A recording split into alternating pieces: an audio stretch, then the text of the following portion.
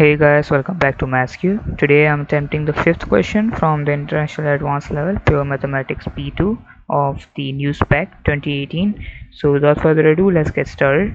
The fifth question and the I part states that use algebra to prove that for all x greater than or equal to 0, 3x plus 1 greater than or equal to 2 to the root 3x. So we have to use algebra and prove that function right there, which is of 3 marks. So it requires a bit of working right here. 3 minutes, you can say. You have to spend not exactly 3 minutes, but we have to be specific here.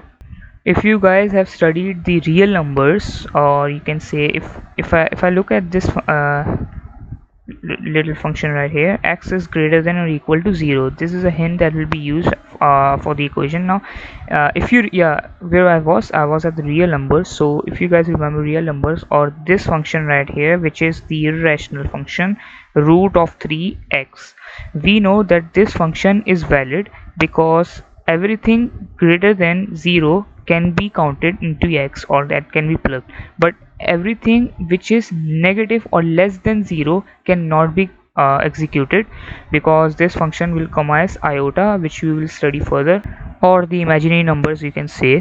So to solve this question, what I'll do is I'll just take this function, this 2 root 3x, and put it right here and set it to greater than or equal to 0 as they have said.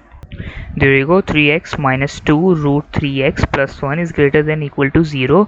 If you can see, I have changed the sign here because 2 root 3x previously was a positive on the other side of the equation. Now what I can do is to remove this root, you can say this root 3x, I can square the whole term right here. There you go. I can square both sides, you can say, because I'll be good to say. Yeah, there you go. If you square 0, that's nothing but 0 itself, but squaring this side, you can say, will become, there you go, squaring 3x will become 9x square minus okay, squaring 2 will become 4, but squaring that 3 will become 6x plus 1. Squaring 1 is basically 1 itself.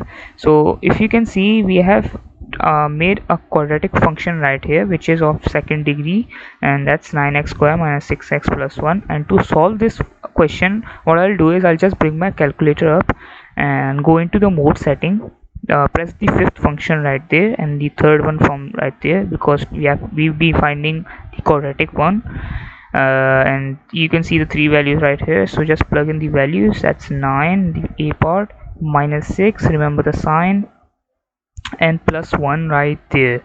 And when I press equal sign again, so we will be getting 1 upon 3, the only x value, or the minimum, we can say that's the same, 1 upon 3. Y value minimum is 0.